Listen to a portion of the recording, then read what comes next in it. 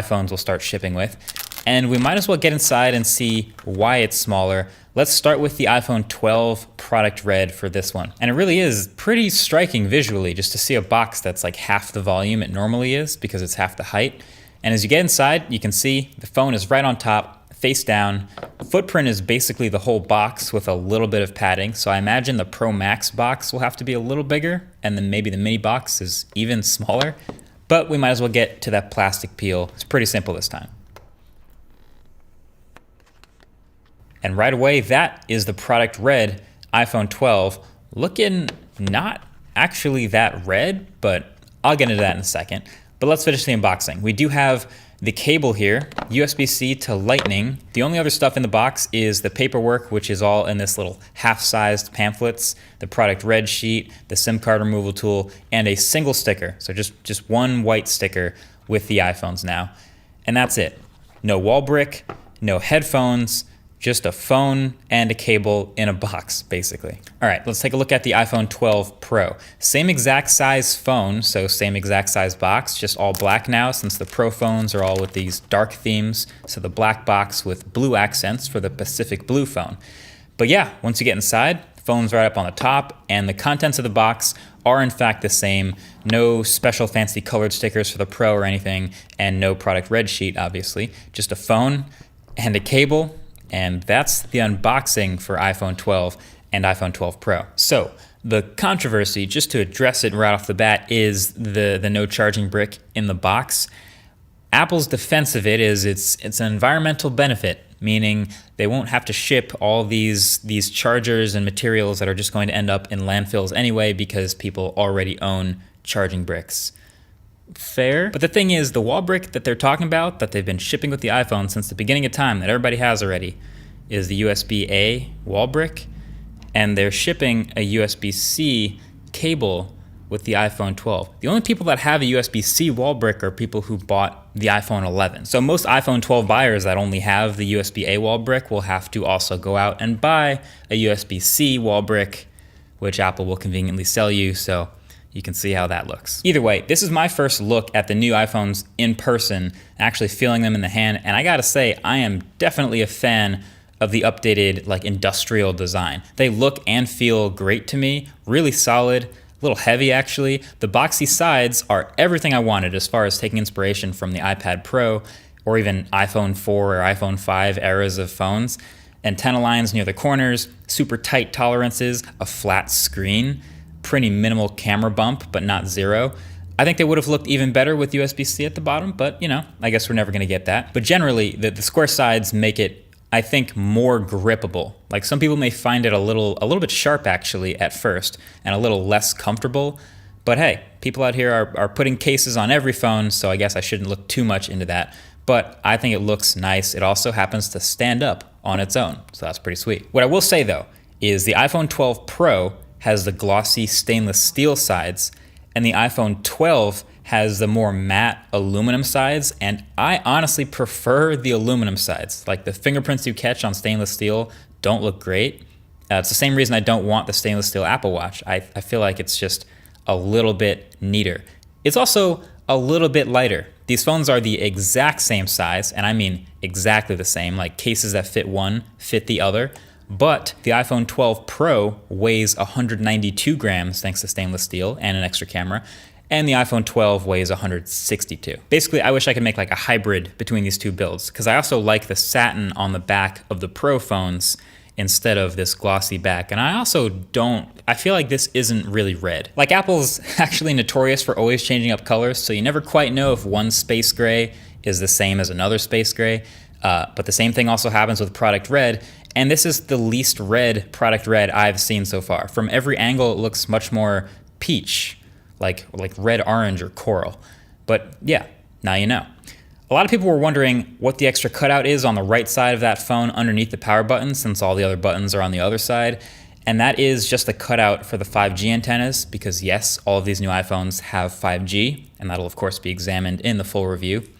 And other than that, I mean, you probably already recognize everything about these phones. It's still looking very much like an iPhone, same notch up at the top, but of course the much better looking OLED display on the iPhone 12 that essentially matches what we've seen on these Pro phones. So these two phones are, as expected, very close to each other in a lot of ways, likely on purpose. And I'll get to the price analysis in the full review video, but I wanted to dive into something a little more that's actually new with these, which is MagSafe. So all these new iPhones now have magnets in the back embedded in the wireless charging coil for compatible accessories. They're calling it MagSafe, so they're bringing the name back, and there is potential for a whole world of new MagSafe accessories that slap onto the back of the phone with magnets, right? Now, I don't know about you, but my first question when I saw this was, okay, that is gonna depend entirely on how strong these magnets actually are. So now that we have it, how strong are they and what are they like to use? Well, what better way to visualize what's happening here than some good old-fashioned magnet paper? So this is what happens when you put magnet paper up to an old iPhone 11. There's nothing really here except down here at the bottom, which is actually just the speakers in the bottom of the phone. So when you put the magnet paper on an iPhone 12, boom, you can immediately see these concentric circles and then these lines straight down them for alignment. So anything that's gonna work with MagSafe and slap onto the back of the phone and align itself has to line up with these. And I just happen to have some MagSafe accessories here as well. So the most important one, of course, being the MagSafe charger, which is this thin little hockey puck attached to a wire with USB-C at the other end. It's not a super long cable, it's 3 feet, and the puck itself basically resembles like a giant Apple Watch charger. It's flat, it's metal on the outsides, it's white plastic on the inside, and it just slaps onto the back of the phone like this. It's actually pretty much precisely centered over the logo, so it's an easy spot to find, and it's firm, but obviously since it's just a circle, it doesn't align with those other 3 lines underneath, so it can spin freely, which is kind of neat.